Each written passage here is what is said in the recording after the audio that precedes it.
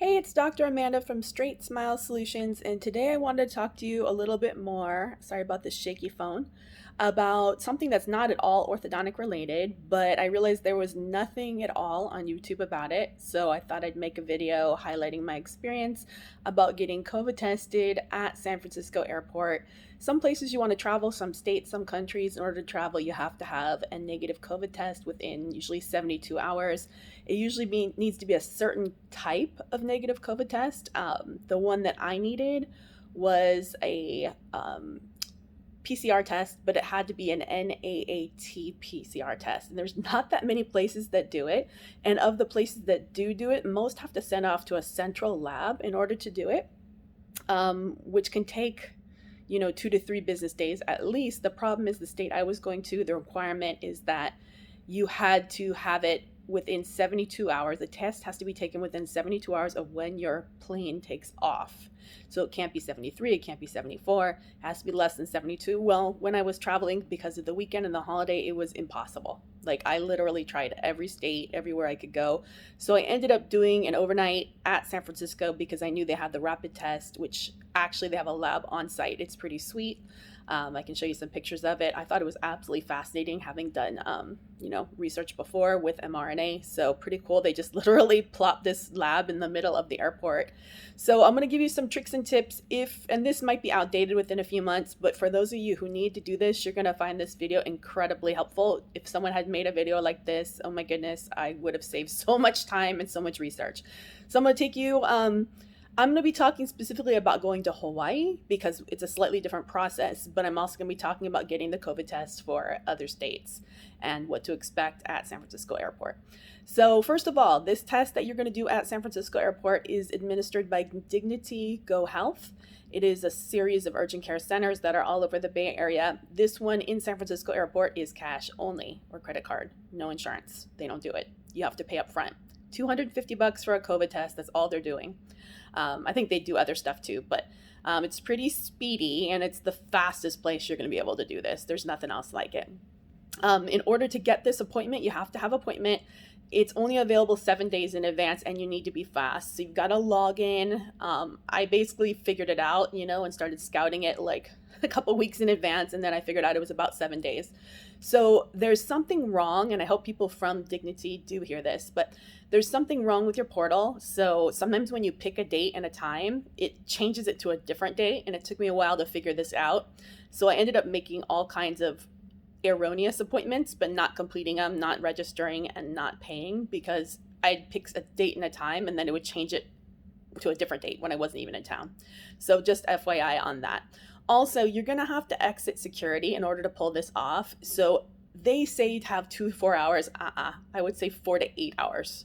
I would not do 4 hours. Less than 4 hours is really pushing it. I'm not saying you can't do it, but the issue is going to come that you're going to have your bags checked through if you have bags. And if somehow you don't get the results or it takes longer and you miss your flight, you're screwed, and your bags are on the flight, which kind of gets you in trouble. So personally, my suggestion is to pull an overnight.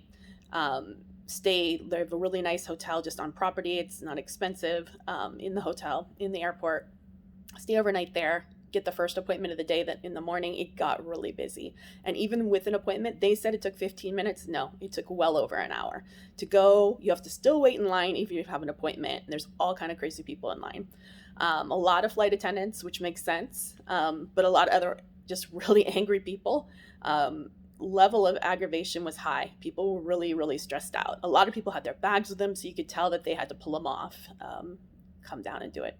So if you are, again, doing Dignity, they have 2 different websites. One of them is for this specific SFO location only. You do not need a virtual visit for that one. You will have to pay cash or by credit card up front in order to secure the appointment. If you don't complete it, they're going to get rid of your appointment. So you need to do it within an hour of making the appointment and pay with a credit card. No insurance, like I said. If you want it, some insurances will cover it, and even through Dignity you can, but you're going to have to go to one of their urgent care sites, and you will have to do a virtual visit first. Again, virtual visits can only be scheduled a week in advance. It's a little bit riskier. I had some friends that pulled this off. They had a family of 6, and they managed to save $1,500, which makes sense, but my insurance wasn't accepted regardless. And then you have to rent a car and do all that, and it's not that close. So I guess it really depends on if your insurance is going to be accepted. In order to even find that out, you're going to have to meet with the Dignity people. You can't even do that till 7 days before. So personally, I think it's a huge risk because you might miss out on getting the actual appointment that you need if they're not going to take your insurance, but you're going to be ready to pony up a lot of cash if you have a whole family. So personally, I don't think it's worth it. Maybe just hold off on traveling with a family if you need to do that. But anyways, if you're going to Hawaii, you're going to have to create their trusted traveler site, create an account, put in all your information. And then once you get your results, which they will give you, then you have to upload a PDF into their account and finish the questionnaire.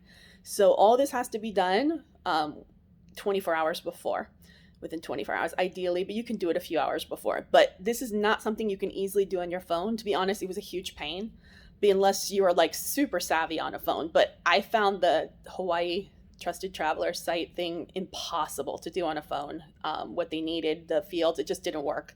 And I also couldn't do it on an iPad, and I also couldn't do it on a small laptop, but I had a gigantic laptop and it worked fine on that one. I had to go in and change the view to minimize it to be able to see all the fields. So you're going to have a hard time. It's really not user friendly at all, personally. But once I figured it out, but you're going to have to take their paper copies of your results. You're going to have to use a program or an app on your phone in order to turn it into PDF. And then you're going to have to upload it. I can kind of do that on a phone, but it's really, really tricky. And like I said, I couldn't upload to the Hawaii Trusted Travel site on a phone. It was impossible. It just wasn't working. So luckily I had my big laptop with me. I busted it out and I was able to get it all done.